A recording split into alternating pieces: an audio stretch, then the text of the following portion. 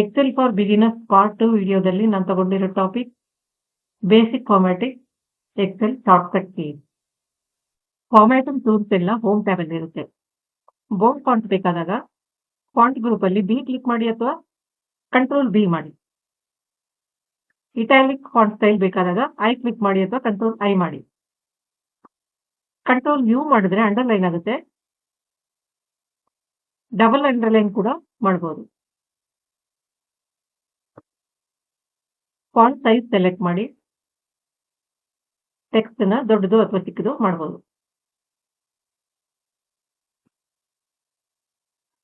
Font colour ಕೂಡ change ಮಾಡಬಹುದು. Colour palette ಅಲ್ಲಿ ಯಾವ ಕಲರ್ ಸೆಲೆಕ್ಟ್ ಮಾಡ್ತೀವಿ ಫಾಂಟ್ ಕಲರ್ ಆ ಕಲರ್ ಚೇಂಜ್ ಆಗುತ್ತೆ. ಬ್ಲೂ ಕಲರ್ ಸೆಲೆಕ್ಟ್ ಮಾಡಿದೀನಿ, ಬ್ಲೂ ಆಗಿದೆ. ಮತ್ತೆ ಡಿಫಾಲ್ಟ್ ಕಲರ್ ಬೇಕಂದ್ರೆ ಆಟೋಮೆಟಿಕ್ ಅಂತ ಸೆಲೆಕ್ಟ್ ಮಾಡಿ.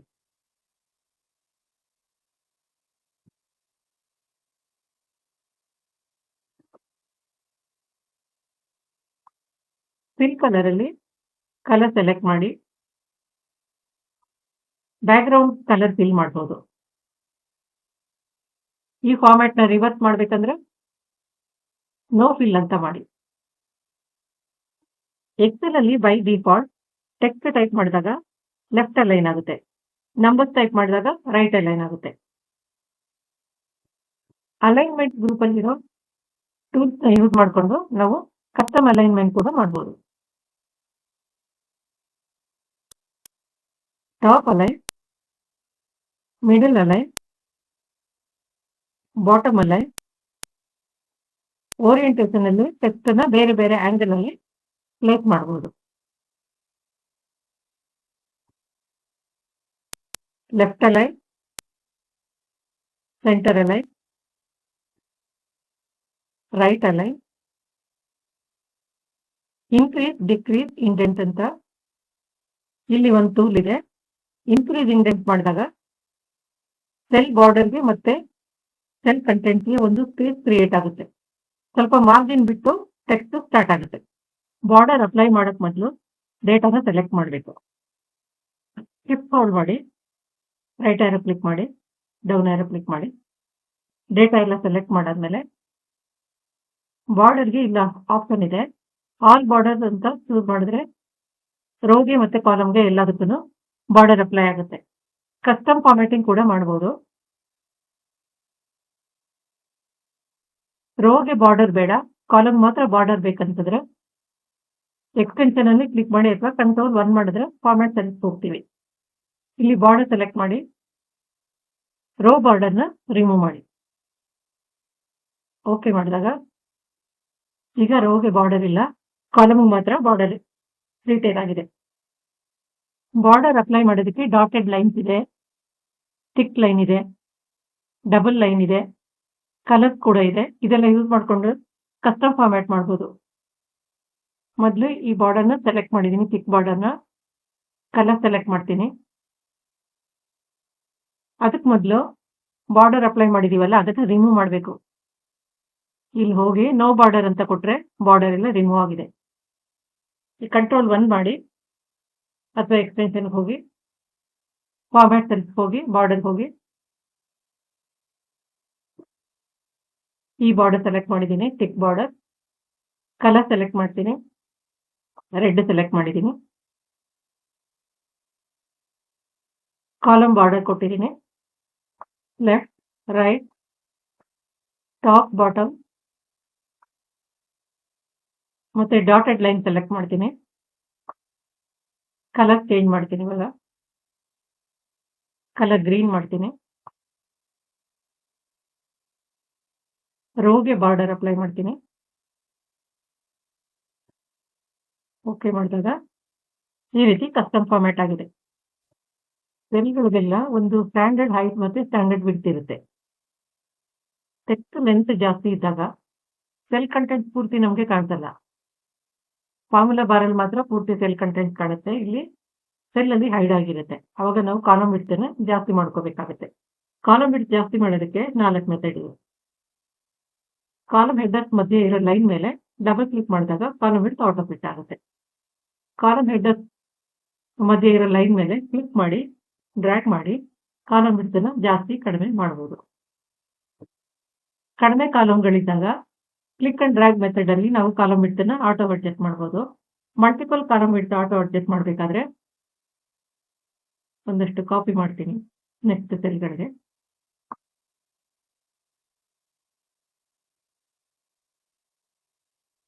ಕಾಲಮ್ ವಿಡ್ತ್ ಜಾಸ್ತಿ ಮಾಡಬೇಕಾದ್ರೆ ಕಾಲಮ್ ಹೆಡರ್ ಮೇಲೆ ಸೆಲೆಕ್ಟ್ ಮಾಡಬೇಕು.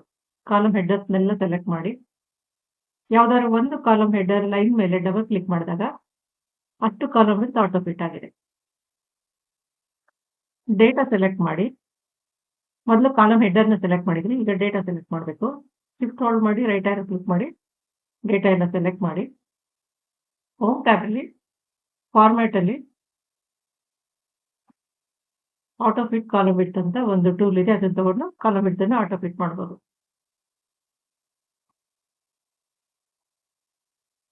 ಡೇಟಾ ಎಲ್ಲ ಸೆಲೆಕ್ಟ್ ಮಾಡಿ ಕೀಬೋರ್ಡ್ ಶಾರ್ಟ್ ಕಟ್ ಯೂಸ್ ಮಾಡಿ ALT-H-O-I ಈ 4 ಕೀನ ಹೋಲ್ಡ್ ಮಾಡಿ ಇಟ್ಕೊಂಡ್ರೆ ಕಾಲಮ್ ವಿಡ್ತ್ ಆಟೋ ಫಿಟ್ ಆಗುತ್ತೆ. ಕಾಲಮ್ ವಿಡ್ತನ್ನ ಜಾಸ್ತಿ ಮಾಡಿದ್ರೆ ಅಷ್ಟೇ ವಿಡ್ತ್ ಅಲ್ಲಿ ಸೆಲ್ ಕಂಟೆಂಟ್ ಆಟೋ ಫಿಟ್ ಆಗೋ ತರ ಅಲೈನ್ಮೆಂಟ್ ಅಲ್ಲಿ ಬೇರೆ ತೋರಿಸ್ತಿದೆ. ಕಂಟ್ರೋಲ್ 1 ಮಾಡಿ ಅಥವಾ ಅಲೈನ್ಮೆಂಟ್ ಅಲ್ಲಿ ಎಕ್ಸ್ಟೆನ್ಷನ್ ಆರೋ ಮೇಲೆ ಕ್ಲಿಕ್ ಮಾಡಿದ್ರೆ ಫಾರ್ಮ್ಯಾಟ್ ಸೆಲ್ಸ್ ಹೋಗ್ತೀವಿ. ಅಲೈನ್ಮೆಂಟ್ ಅಲ್ಲಿ ಪ್ರಿಂಟ್ ಟು ಫಿಟ್ ಅಂತ ಒಂದು ಆಪ್ಷನ್ ಇದೆ, ಅಲ್ಲಿ ಚೆಕ್ ಬಾಕ್ಸ್ ಅಲ್ಲಿ ಟಿಕ್ ಮಾಡಿ ಓಕೆ ಮಾಡಿದಾಗ ಫಾಂಟ್ ಸೈಜ್ ಚಿಕ್ಕದಾಗಿ ಅಷ್ಟೇ ವಿಡ್ತ್ ಅಲ್ಲಿ ಸೆಲ್ ಕಂಟೆಂಟ್ ಆಟೋ ಫಿಟ್ ಆಯ್ತು. ಕಾಲಮ್ ವಿಡ್ತ್ ಅಷ್ಟೇ ಇದ್ದು ಫಾಂಟ್ ಸೈಜ್ ಅಷ್ಟೇ ಇದ್ದು ಸೆಲ್ ಕಂಟೆಂಟ್ ನ ಆಟೋ ಫಿಟ್ ಮಾಡೋದಕ್ಕೆ ಇನ್ನೊಂದು ಆಪ್ಷನ್ ಇದೆ. ಫಾರ್ಮ್ಯಾಟ್ ಸೆಲ್ಸ್ ಹೋಗಿ ರ್ಯಾಪ್ ಟೆಕ್ಸ್ಟ್ ಅಂತ ಚೆಕ್ ಬಾಕ್ಸ್ ಅಲ್ಲಿ ಟಿಕ್ ಮಾಡಿ. ಸೆಲ್ ಕಂಟೆಂಟ್ ಇವಾಗ ಅಷ್ಟರಲ್ಲೇ ಆಟೋ ಫಿಟ್ ಆಗಿದೆ. ಕಾಲಮ್ ವಿಡ್ತ್ ಬದಲು ರೋ ಹೈಟ್ ಜಾಸ್ತಿ ಆಗಿದೆ. ಇಲ್ಲಿ ಟೈಪ್ ಮಾಡಿರೋ ಟೆಕ್ಸ್ಟ್ ನೆಕ್ಸ್ಟ್ ಸೆಲ್ಗೆ ಕೂಡ ಎಕ್ಸ್ಟೆಂಡ್ ಆಗಿದೆ. ಎರಡು ಸೆಲ್ ಸೇರಿ ಮರ್ಜ್ ಮಾಡಬಹುದು. ಮರ್ಜ್ ಅಂಡ್ ಸೆಂಟರ್ ಅಂತ ಇಲ್ಲೊಂದು ಆಪ್ಷನ್ ಇದೆ, ಇದನ್ನ ತಗೊಂಡು ಮರ್ಜ್ ಮಾಡಬಹುದು. ಎರಡು ಸೆಲ್ಗಳು ಸೇರಿ ಸಿಂಗಲ್ ಸೆಲ್ ಆಗಿದೆ. ಈ ಸೆಲ್ಗಳನ್ನ ಅನ್ಮರ್ಜ್ ಕೂಡ ಮಾಡಬಹುದು. ಅನ್ಮರ್ಜ್ ಅಂತ ಇದೆ, ಅನ್ಮರ್ಜ್ ಮಾಡಬಹುದು. ಕ್ಲಿಪ್ ಕೋಡ್ ಗ್ರೂಪ್ ಅಲ್ಲಿ ಕಟ್ ಕಾಪಿ ಪೇಸ್ಟ್ ಅಂತ ಟೂಲ್ಸ್ ಇದೆ. ಎಕ್ಸಾಂಪಲ್ ನೋಡೋಣ. ಇದನ್ನ ಕಾಪಿ ಮಾಡಿ ಈ ವರ್ಡ್ ಅನ್ನ ಕೆಳಗಡೆ ಇರೋ ಸೆಲ್ಗಳಿಗೆ ಪೇಸ್ಟ್ ಮಾಡಬೇಕು. ಕಾಪಿ ಮಾಡೋಕ್ಕೆ ಕಂಟ್ರೋಲ್ C ಮಾಡಿ ಅಥವಾ ಇಲ್ಲಿ ಕಾಪಿ ಅಂತ ಕ್ಲಿಕ್ ಮಾಡಿ. ಕಾಪಿ ಆಗಿದ ತಕ್ಷಣ ರನ್ನಿಂಗ್ ಡಾಟೆಡ್ ಲೈನ್ಸ್ ಬರುತ್ತೆ. ಕೆಳಗಡೆ ಇರೋ ಸೆಲ್ಗಳನ್ನೆಲ್ಲ ಸೆಲೆಕ್ಟ್ ಮಾಡಿ ಕಂಟ್ರೋಲ್ V ಮಾಡಿ ಅಥವಾ ಪೇಸ್ಟ್ ಕ್ಲಿಕ್ ಮಾಡಿ. ಅಷ್ಟು ಸೆಲ್ಗೆ ಕಾಪಿ ಆಯಿತು. ಫಿಲ್ ಹ್ಯಾಂಡಲ್ ಮೆಥಡ್ ಅಲ್ಲಿ ಕಾಪಿ ಪೇಸ್ಟ್ ಮಾಡಬಹುದು. ಸೆಲ್ನ ಬಾಟಮ್ ರೈಟ್ ಕಾರ್ನರ್ ಅಲ್ಲಿ ಪ್ಲಸ್ ಸೈನ್ ಬಂದಾಗ ಕ್ಲಿಕ್ ಮಾಡಿ ಡ್ರ್ಯಾಗ್ ಮಾಡಿದ್ರೆ ಅಷ್ಟು ಸೆಲ್ಗೆ ಕಾಪಿ ಆಗುತ್ತೆ. ಬಾಟಮ್ ರೈಟ್ ಕಾರ್ನರ್ ಅಲ್ಲಿ ಪ್ಲಸ್ ಸೈನ್ ಬಂದಾಗ ಡಬಲ್ ಕ್ಲಿಕ್ ಮಾಡಿದ್ರೆ ಆವಾಗನ್ನು ಫಿಲ್ ಆಗುತ್ತೆ. ಈ 3 ಮೆಥಡ್ಸ್ ಅಲ್ಲಿ ನಾವು ಕಾಪಿ ಪೇಸ್ಟ್ ಮಾಡಬಹುದು. ಕಟ್ ಮಾಡೋದಕ್ಕೆ ಕಟ್ ಅಂತ ಟೂಲ್ ಇದೆ, ಇದನ್ನ ಕ್ಲಿಕ್ ಮಾಡಿ ಅಥವಾ ಕಂಟ್ರೋಲ್ X ಅಂತ ಮಾಡಿ ಕಟ್ ಮಾಡಿ. ಅದನ್ನ ಎಲ್ಲಿ ಪೇಸ್ಟ್ ಮಾಡಬೇಕು ಅಲ್ಲಿ ಸೆಲ್ ಪಾಯಿಂಟರ್ ಇಟ್ಟು ಕಂಟ್ರೋಲ್ V ಮಾಡಿ ಅಥವಾ ಪೇಸ್ಟ್ ಮಾಡಿ. ಇಲ್ಲಿಂದ ಕಟ್ ಆಗಿ ಅಲ್ಲಿಗೆ ಪೇಸ್ಟ್ ಆಗುತ್ತೆ. ಇದನ್ನ ಕಟ್ ಮಾಡಿ ಮಲ್ಟಿಪಲ್ ಸೆಲ್ಸ್ಗೆ ಕಾಪಿ ಮಾಡೋದಕ್ಕೆ ಆಗಲ್ಲ. ಕಟ್ ಅಂಡ್ ಪೇಸ್ಟ್ಗೆ ಡ್ರ್ಯಾಗ್ ಅಂಡ್ ಡ್ರಾಪ್ ಮೆಥಡ್ ಕೂಡ ಯೂಸ್ ಮಾಡಬಹುದು. ಸೆಲ್ ಬಾರ್ಡರ್ ಮೇಲೆ ಕ್ಲಿಕ್ ಮಾಡಿ ಡ್ರ್ಯಾಗ್ ಮಾಡಿ ಬೇರೆ ಕಡೆಗೆ ಕಟ್ ಅಂಡ್ ಪೇಸ್ಟ್ ಮಾಡಬಹುದು. ಸ್ಪೆಷಲ್ ಅಂತ ಒಂದು ಫೀಚರ್ ಇದೆ. ಕಂಟ್ರೋಲ್ C ಮಾಡಿ ಕಾಪಿ ಮಾಡಿ ಕೆಳಗಡೆ ಸೆಲ್ಗೆ ಬಂದು ಟಾಪ್ ಡೌನ್ ಅಲ್ಲಿ ಪೇಸ್ಟ್ ಸ್ಪೆಷಲ್ ಅಂತ ಇನ್ನೊಂದು ಟೂಲ್ ಇದೆ. ಅದನ್ನ ತಗೊಂಡಾಗ ಫಾರ್ಮುಲಾ, ವ್ಯಾಲ್ಯೂ, ಫಾರ್ಮ್ಯಾಟ್ ಈ ತರ ಬೇರೆ ಬೇರೆ ಆಪ್ಷನ್ ಇದೆ. ಫಾರ್ಮ್ಯಾಟ್ ನ ಸೆಲೆಕ್ಟ್ ಮಾಡ್ತೀನಿ. ಸೆಲ್ ಕಂಟೆಂಟ್ಸ್ ಕಾಪಿ ಆಗಿಲ್ಲ, ಫಾರ್ಮ್ಯಾಟ್ ಮಾತ್ರ ಕಾಪಿ ಆಗಿದೆ. ಈ ಸೆಲ್ ಅಲ್ಲಿ ಫಾರ್ಮುಲಾ ಇದೆ. ಫಾರ್ಮುಲಾ ಬರಲ್ ನೋಡಬಹುದು =5 + 5 ಅಂತ ಫಾರ್ಮುಲಾ ಇದೆ. ಇದನ್ನ ಕಾಪಿ ಮಾಡಿ ಕಂಟ್ರೋಲ್ C ಮಾಡಿ ಕೆಳಗಡೆ ಸೆಲ್ಗೆ ಬಂದು ಫಾರ್ಮ್ಯಾಟ್ ಪೇಸ್ಟ್ ಸ್ಪೆಷಲ್ ಹೋಗಿ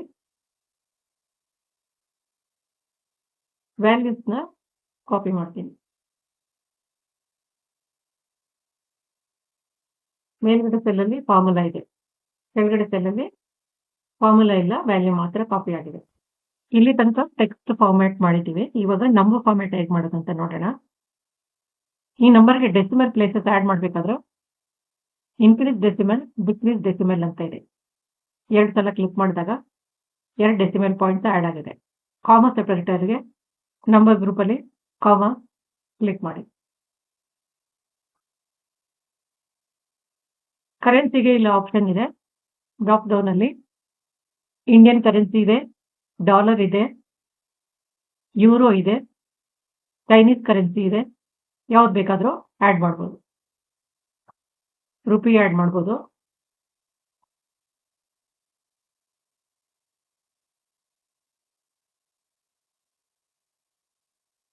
ಡಾಲರ್ ಆ್ಯಡ್ ಮಾಡ್ಬೋದು. ಇಲ್ಲಿರೋ ನಂಬರ್ಗಳಲ್ಲಿ ಇದು 6 ಡಿಜಿಟ್ ಇದೆ, ಇದು 4 ಡಿಜಿಟ್ ಇದೆ, 5 ಡಿಜಿಟ್ ಇದೆ, ಇದು 3 ಡಿಜಿಟ್ ಇದೆ. ಎಲ್ಲ ನಂಬರ್ಸನ್ನು ರೈಟ್ ಅಲೈನ್ ಆಗಿದೆ. ಲೆಫ್ಟ್ ಅಲೈನ್ ರೈಟ್ ಅಲೈನ್ ಎರಡು ಮಾಡಬೇಕಾದ್ರೆ 0 ಆ್ಯಡ್ ಮಾಡಿಕೊಂಡು ಮಾಡಬೇಕಾಗುತ್ತೆ. ಎಲ್ಲಾನು 6 ಡಿಜಿಟ್ ಮಾಡಬೇಕಾಗುತ್ತೆ.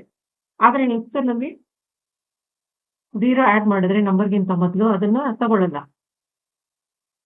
006951 ಅಂತ ಎಂಟರ್ ಮಾಡಿ. ಎಂಟರ್ ಕೀ ಪ್ರೆಸ್ ಮಾಡಿದ್ರೆ 0ಗಳು ಡಿಸಪಿಯರ್ ಆಯಿತು. 0 ಆ್ಯಡ್ ಮಾಡಬೇಕಾದ್ರೆ ಅಪಾಸ್ಟ್ರಫಿನ ಯೂಸ್ ಮಾಡಬೇಕಾಗುತ್ತೆ. ಮೊದಲು ಅಪಾಸ್ಟ್ರಫಿ ಟೈಪ್ ಮಾಡಿ 006951 ಅಂತ ಟೈಪ್ ಮಾಡಿದಾಗ 0 ರಿಟೈನ್ ಆಗಿದೆ. ಮತ್ತೆ ಅಪಾಸ್ಟ್ರಫಿ 073905 ಅಪಾಸ್ಟ್ರಫಿ 000467 ಎರಡು ಕಾಲಮನ್ನು ಟೋಟಲ್ ಮಾಡೋಣ. ಆಲ್ಟ್ ಈಕ್ವಲ್ ಟು ಮಾಡಿದ್ರೆ ಟೋಟಲ್ ಆಗುತ್ತೆ.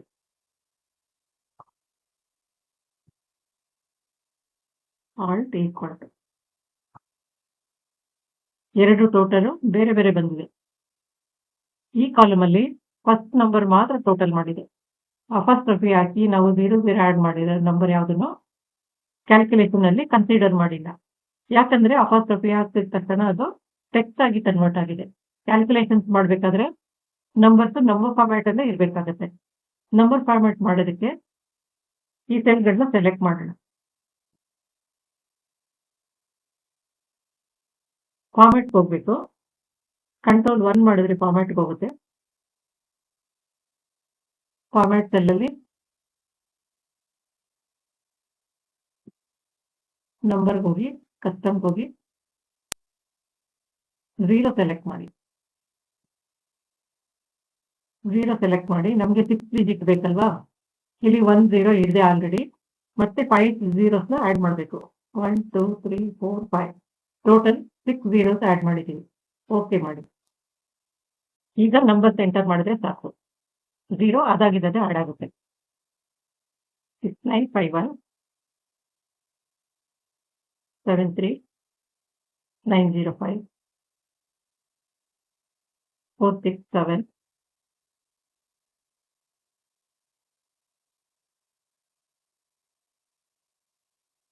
ಕ್ಯಾಲ್ಕುಲೇಷನ್ಸ್ ಇಲ್ಲದೆ ಇರೋ ಜಾಗದಲ್ಲಿ ಅಪಾಸ್ಟ್ರಫಿ ಹಾಕಿ 0 ಆ್ಯಡ್ ಮಾಡ್ಬೋದು. ಕ್ಯಾಲ್ಕುಲೇಷನ್ಸ್ ಇರುವಾಗ ನಂಬರ್ ಫಾರ್ಮ್ಯಾಟ್ ಅಲ್ಲೇ ಇರಬೇಕಾಗುತ್ತೆ. ಈ ಸೆಲ್ಲಲ್ಲಿ 1 ಡಿಸೆಂಬರ್ ಡೇಟ್ ಎಂಟರ್ ಮಾಡ್ತಾ ಇದ್ದೀನಿ. 1/12 ಅಂತ ಎಂಟರ್ ಮಾಡಿದ್ರೆ ಸಾಕು. Year by default current year ತಗೊಳುತ್ತೆ.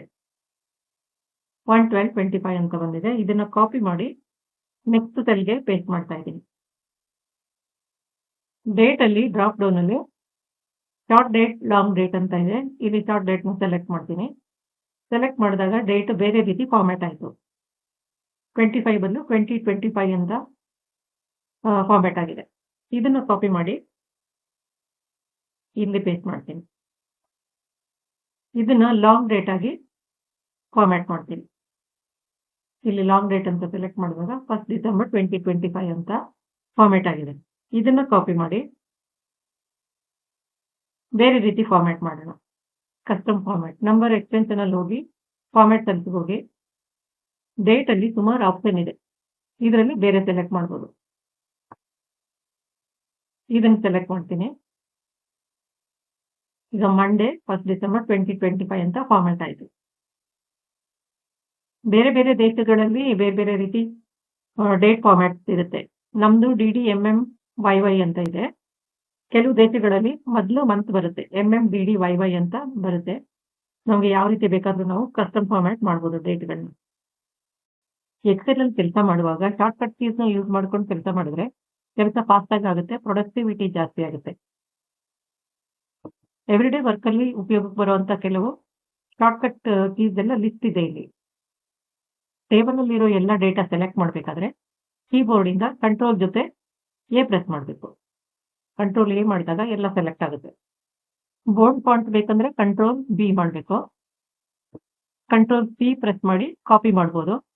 ಕಂಟ್ರೋಲ್ ಡಿ ಮಾಡಿದ್ರೆ ಫಿಲ್ ಡೌನ್, ಡೇಟಾ ಕೆಳಗಡೆ ಇರೋ ಸೆಲ್ಗೆ ಕಾಪಿ ಆಗುತ್ತೆ. ಎಕ್ಸಾಂಪಲ್ ನೋಡೋಣ.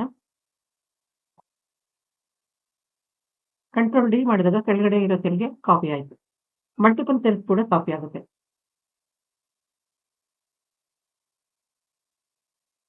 ಡೇಟಾ ಟ್ಯಾಬ್ ಅಲ್ಲಿ ಫ್ಲಾಶ್ ಫಿಲ್ ಅಂತ ಒಂದು ಟೂಲ್ ಇದೆ. ಇದು ಎಕ್ಸೆಲ್ ಅಲ್ಲಿರೋ one of the magical tools ಅಂತಾನೆ ಹೇಳ್ಬೋದು. ಫ್ಲಾಶ್ ಫಿಲ್ಗೆ ಶಾರ್ಟ್‌ಕಟ್ ಕಂಟ್ರೋಲ್ ಇ. ಒಂದು ಎಕ್ಸಾಂಪಲ್ ನೋಡೋಣ.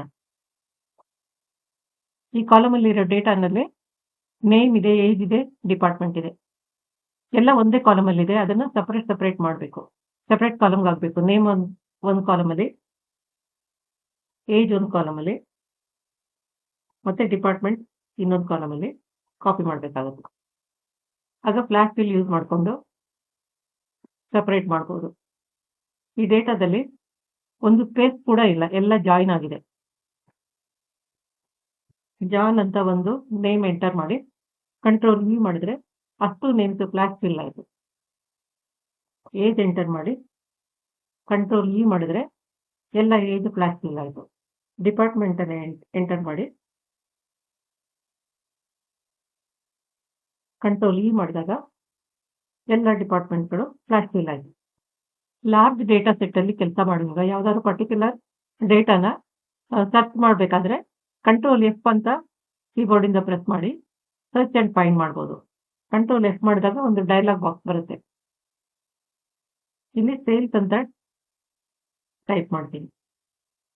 ಫೈಂಡ್ ನೆಕ್ಸ್ಟ್ ಅಂತ ಮಾಡಿದಾಗ ಸೇಲ್ಸ್ ಅನ್ನೋ ವರ್ಡ್ ಎಲ್ಲಿದೆ ಅಲ್ಲಿಗೆ ಸೆಲ್ ಪಾಯಿಂಟರ್ ಬಂದಿದೆ. ಮತ್ತೆ ಫೈಂಡ್ ನೆಕ್ಸ್ಟ್ ಅಂದ್ರೆ ಎಲ್ಲ ಸೇಲ್ಸ್ ಅಂತ ಎಲ್ಲೆಲ್ಲಿದೆ ಅದನ್ನೆಲ್ಲ ಲೊಕೇಟ್ ಮಾಡಿ ತೋರಿಸ್ತಾ ಇದೆ. ಯಾವುದಾದ್ರೂ ಪರ್ಟಿಕ್ಯುಲರ್ ಸೆಲ್ಗೆ ಹೋಗ್ಬೇಕಾದ್ರೆ ಕಂಟ್ರೋಲ್ ಜಿ ಮಾಡಿ ಗೋ ಟು ಅಂತ ಒಂದು ಡೈಲಾಗ್ ಬಾಕ್ಸ್ ಬರುತ್ತೆ. ಇಲ್ಲಿ ಸೆಲ್ ರೆಫರೆನ್ಸ್ ಕೇಳುತ್ತೆ. ಸೆಲ್ ರೆಫರೆನ್ಸ್ F2 ಅಂತ ಕೊಡ್ತೀನಿ. ಈಗ ಸೆಲ್ ರೆಫರೆನ್ಸ್ F2 ಎಲ್ಲಿದೆ ಅಂತ ಲೊಕೇಟ್ ಮಾಡಿ ಸೆಲ್ ಪಾಯಿಂಟರ್ ಇಲ್ಲಿಗೆ ಬಂದಿದೆ. ಕಂಟ್ರೋಲ್ ಎಚ್ ಪ್ರೆಸ್ ಮಾಡಿದಾಗ ಫೈಂಡ್ ಅಂಡ್ ರಿಪ್ಲೇಸ್ ಅಂತ ಒಂದು ಡೈಲಾಗ್ ಬಾಕ್ಸ್ ಬರುತ್ತೆ.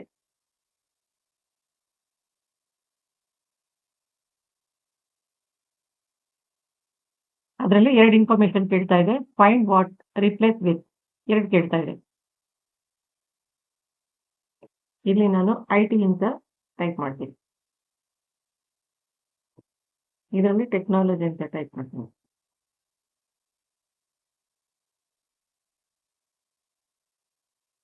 ಫೈಂಡ್ ನೆಕ್ಸ್ಟ್ ಅಂತ ಮಾಡಿದಾಗ ಐಟಿ ಎಲ್ಲಿದೆ ಅಲ್ಲಿ ಲೊಕೇಟ್ ಆಗಿ ಸೆಲ್ ಪಾಯಿಂಟರ್ ಎಲ್ಲ ಹೋಗಿದೆ.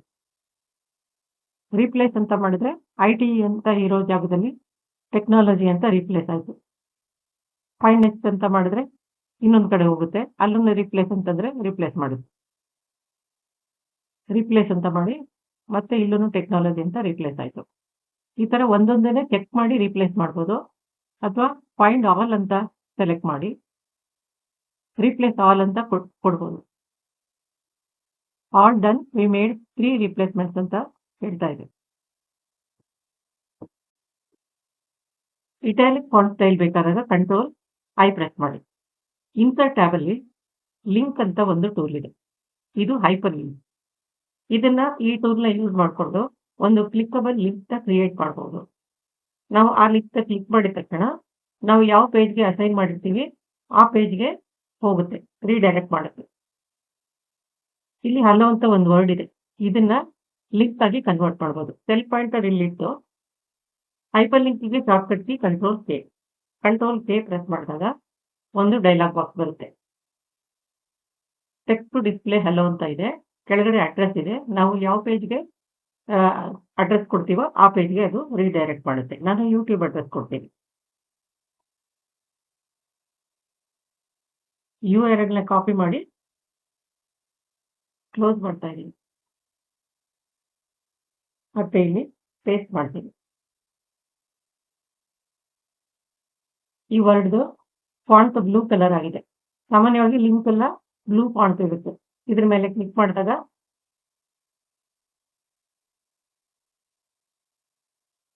ಯೂಟ್ಯೂಬ್ ವೆಬ್ ಪೇಜ್ಗೆ ಕನೆಕ್ಟ್ ಆಗಿದೆ. ಹೈಪರ್ ಲಿಂಕ್ನ ರಿಮೂವ್ ಮಾಡ್ಬೋದು. ಸೆಲ್ ಮೇಲೆ ರೈಟ್ ಕ್ಲಿಕ್ ಮಾಡಿ ರಿಮೂವ್ ಹೈಪರ್ ಲಿಂಕ್ ಅಂತ ಇದೆ. ಕ್ಲಿಕ್ ಮಾಡಿದಾಗ ಲಿಂಕ್ ರಿಮೂವ್ ಆಯಿತು. ಒಂದು ಬ್ಲ್ಯಾಂಕ್ ಹೊಸ ಫೈಲ್ ಓಪನ್ ಮಾಡಬೇಕಾದ್ರೆ ಕಂಟ್ರೋಲ್ ಎನ್ ಪ್ರೆಸ್ ಮಾಡಿ. ಫೈಲ್ ಓಪನ್ ಮಾಡೋಕ್ಕೆ ಕಂಟ್ರೋಲ್ ಓ ಪ್ರೆಸ್ ಮಾಡಿ. ಪ್ರಿಂಟ್ ಮಾಡೋಕ್ಕೆ ಕಂಟ್ರೋಲ್ ಪಿ ಪ್ರೆಸ್ ಮಾಡಿ. ಕಂಟ್ರೋಲ್ ಆರ್ ಪ್ರೆಸ್ ಮಾಡಿದಾಗ ಫಿಲ್ ರೈಟ್ ಅಂದರೆ ರೈಟ್ ಸೈಡಲ್ಲಿರೋ ಸೆಲ್ಗೆ ಕಾಪಿ ಆಗುತ್ತೆ. ರೈಟ್ ಸೈಡಲ್ಲಿ ಸೆಲ್ ಪಾಯಿಂಟರ್ ಇಟ್ಟು ಕಂಟ್ರೋಲ್ ಆರ್ ಅಂತ ಮಾಡಿದ್ರೆ ರೈಟ್ ಸೈಡ್ ಸೆಲ್ಗೆ ಕಾಪಿ ಆಗಿದೆ. ಮಲ್ಟಿಪಲ್ ಸೆಲ್ಸ್ ಕೂಡ ಕಾಪಿ ಮಾಡ್ಬೋದು. ಕಂಟ್ರೋಲ್ ಆರ್ ಮಾಡಿದಾಗ 10 ಸೆಲ್ಗೆ ಕಾಪಿ. ಫೈಲ್ ಸೇವ್ ಮಾಡೋದಕ್ಕೆ ಕಂಟ್ರೋಲ್ ಎಸ್ ಪ್ರೆಸ್ ಮಾಡಬೇಕು. ಆಟೋ ಸೇವ್ ಅಂತ ಒಂದು ಆಪ್ಷನ್ ಇದೆ. ಅದು ಆನ್ ಮಾಡಿ ಇಟ್ಟಿದ್ರೆ ಅದು ಆಟೋಮೆಟಿಕ್ ಆಗಿ ಸೇವ್ ಆಗ್ತಾ ಇರುತ್ತೆ. ಇಲ್ಲಾಂದ್ರೆ ಫ್ರೀಕ್ವೆಂಟ್ ಇಂಟರ್ವಲ್ನಲ್ಲಿ ಕಂಟ್ರೋಲ್ ಎಸ್ ಮಾಡಿ ಸೇವ್ ಮಾಡ್ತಾ ಇರಬೇಕು.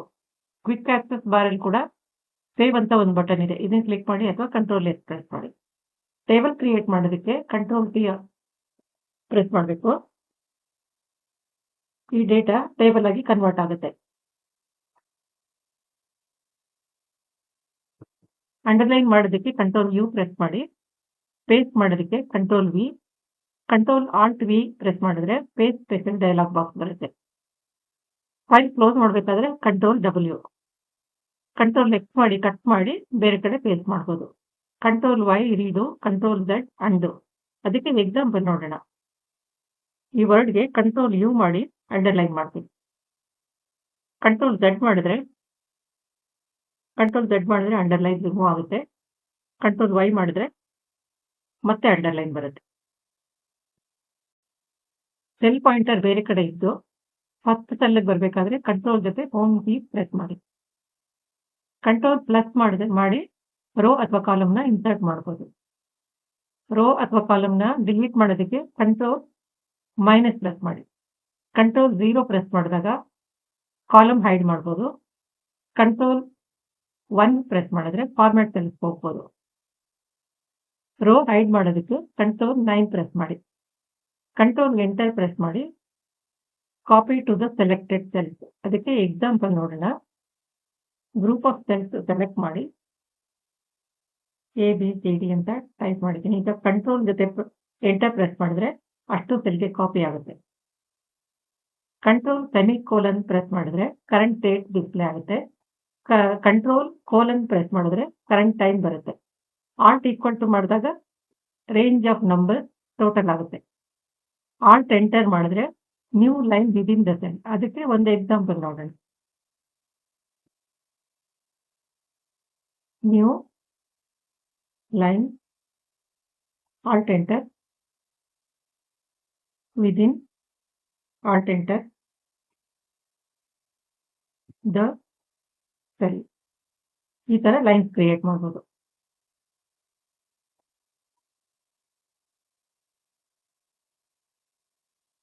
ಆಲ್ಟ್ ಟ್ಯಾಬ್ ಪ್ರೆಸ್ ಮಾಡಿ 2 ಫೈಲ್ ಮಧ್ಯೆ ಸ್ವಿಚ್ ಆಗ್ಬೋದು.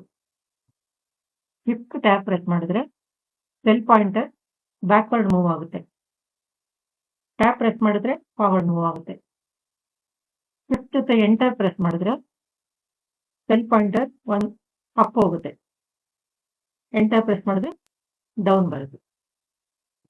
ಇಲ್ಲಿಗೆ Excel for beginners part 2 video end ಮಾಡ್ತಾ ಇದ್ದೀನಿ. ನೆಕ್ಸ್ಟ್ ವಿಡಿಯೋದಲ್ಲಿ ಬೇಸಿಕ್ ಫಂಕ್ಷನ್ಸ್ ಅಂಡ್ ಫಾರ್ಮುಲಾಸ್ ಬಗ್ಗೆ ಡಿಸ್ಕಸ್ ಮಾಡೋಣ.